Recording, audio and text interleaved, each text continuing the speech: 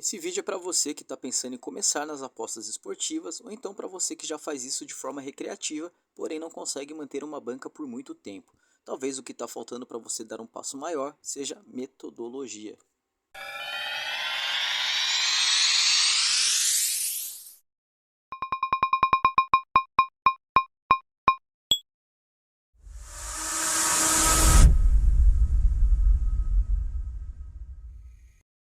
Olá, eu sou Valdir Veríssimo, sejam todos bem-vindos ao canal para mais um VDP Panther.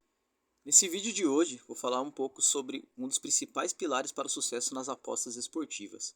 Como todos nós sabemos, apenas 3% dos apostadores ativos são lucrativos. Uma porcentagem ainda menor fazem disso sua principal fonte de renda e uma porcentagem mínima consegue permanecer em um patamar altíssimo em questão de valores financeiros. Entre esses 3%, uma coisa inegavelmente aparece em comum, que é ter metodologia. Não vou destacar uma ou outra metodologia em específico, mas sim destacar a metodologia no geral.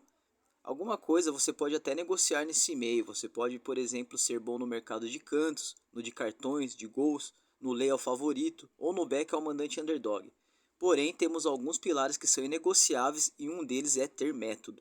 Ninguém consegue ser bom em tudo e descobrir onde você é bom é o primeiro passo para o sucesso nos investimentos esportivos.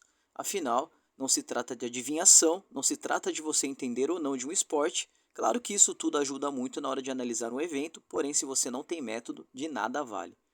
O lucro no meio das apostas se trata de repetição, de confiança em saber o quão assertivo você é em uma entrada. Por isso a importância de anotar e, se possível, planilhar todas as suas entradas a fim de saber o quão assertivo você é em tal entrada.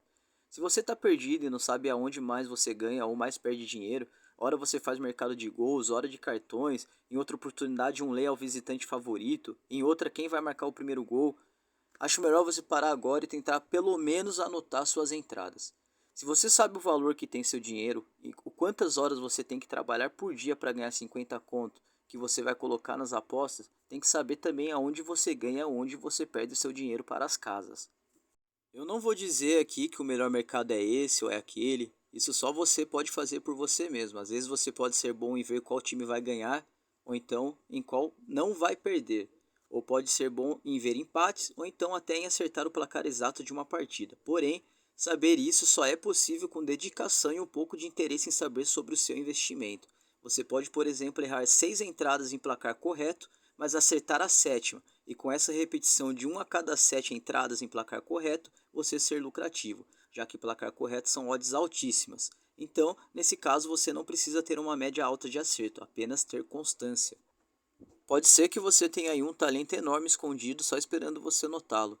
E isso só é possível com um pouco de valorização do seu capital. Só você sabe o seu preço. Sabe a dificuldade de cada centavo que ganha e perde, o quanto isso afeta não só o seu orçamento pessoal, como o seu também psicológico. Com esse resumo de informações sobre a importância de ter um método, vamos falar sobre alguns. E repetindo, não quer dizer que o método que seja bom para mim vai ser bom para você. Temos um amplo mercado com possibilidades para todos os gostos e cabe a você ver qual é o melhor para você e se dedicar para aprimorar. O método que eu mais uso é o lei. Resumindo, ficar em lei é ficar contra um dos lados do evento. No caso de um evento de futebol, se eu fico em lei Barcelona em um jogo entre Barcelona e Real Madrid, eu só perco se o Barcelona ganhar a partida. O empate e a vitória do Real Madrid me favorece. Em breve estarei também fazendo um vídeo falando sobre o que é lei, o que é back, caso você não saiba. Fique ligado aí no canal. Aproveita para se inscrever, para deixar o seu joinha, ativar o sininho de notificação, que será um dos próximos vídeos falando sobre esses métodos lay e back. Voltando, eu tenho planilhas onde eu anoto cada entrada desde o primeiro jogo da temporada até o último. Nessa planilha eu costumo anotar a liga, o confronto em questão, o método e o valor da odd no momento em que fiz a entrada. Com essas anotações, consigo esmiuçar cada entrada e separá-las por liga e métodos. Então, antes de fazer uma entrada, eu tenho um banco de dados enorme para saber qual a minha porcentagem de acerto e rendimento na liga, da entrada em que quero fazer, né, que pretendo fazer, no método que eu vou utilizar e também qual a chance de acertar essa entrada quando, por exemplo, eu vou fazer um lay ao favorito com odd de 1,69. Quantas vezes eu repeti essa entrada e quantas vezes ela deu certo e quantas vezes eu consegui ser lucrativo, se eu tenho rendimento em cima dessa entrada. Por exemplo, eu posso ter 70% de acerto nela, mas enfim, ter menos 20% de rendimento. ou então eu posso ter um rendimento amplo e baixa assertividade. Então eu levo tudo isso em consideração antes de fazer uma entrada. E vou passar para vocês agora quais são os principais métodos que eu utilizo. Como eu sou um punter, que me especializei no mercado de match odds pré-game, só existem 10 possíveis resultados que podem acontecer nas minhas entradas, que são o LMF, que você está vendo aí na tela agora, a porcentagem de acerto e rentabilidade de cada método.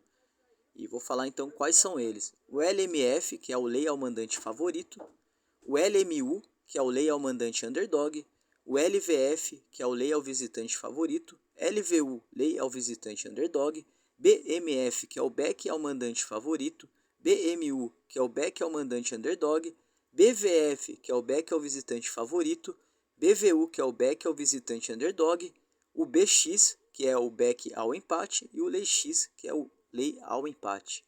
Eu vou pegar como exemplo essa última entrada desse vídeo que está aparecendo aí em cima, que foi a entrada na final da NBA Summer League de 2023, que eu fiz uma análise assim bem resumida em pré-game, porém não falei mais sobre a característica do jogo, análise dentro do esporte, mas não análise financeira dessa entrada. Então eu vou pegar aqui agora e mostrar para vocês como que foi uma análise e como que ela ficou após o resultado e a análise aqui em planilha.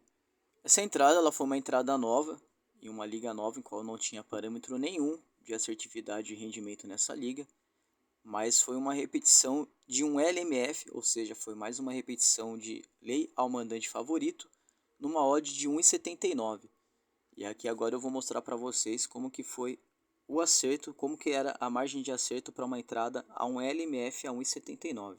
Bom, essa é a minha planilha dos métodos, aqui eu tenho todos os métodos aqui embaixo, com cada decimal, além de ter também aí na tela, aquela tela dos métodos, a porcentagem de acerto dos métodos. LMF é um dos métodos que para mim mais funcionam. Então as decimais agora que vocês estão vendo aí, as que estão anotadas em preto são as que eu estou com baixo rendimento. Eu tenho ela desde o 0,5 até lá infinito, pelo valor da odd. Então após a entrada, o LMF entre 1,75 e 1,79, ele está dando para mim menos 33% de rentabilidade e 50% de acerto, ou seja, uma a cada duas. Porém, para se ter uma 50% ele é muito baixo. Eu geralmente pego mais entradas que ela tem uma margem de acerto no mínimo de 60%, porque 50% é, se você repetir os 50% e ficar em 50%, você vai só trocar figurinha com a casa de apostas, vai ficar no empate, então 60% você já tem um lucro. Nessa tela você tem o gráfico de rendimento e de acerto do método LMF. Eu tenho uma margem de acerto nesse método de 49%, porém com 230% de rendimento. O porquê que esse método, mesmo não tendo assertividade, ele é lucrativo para mim?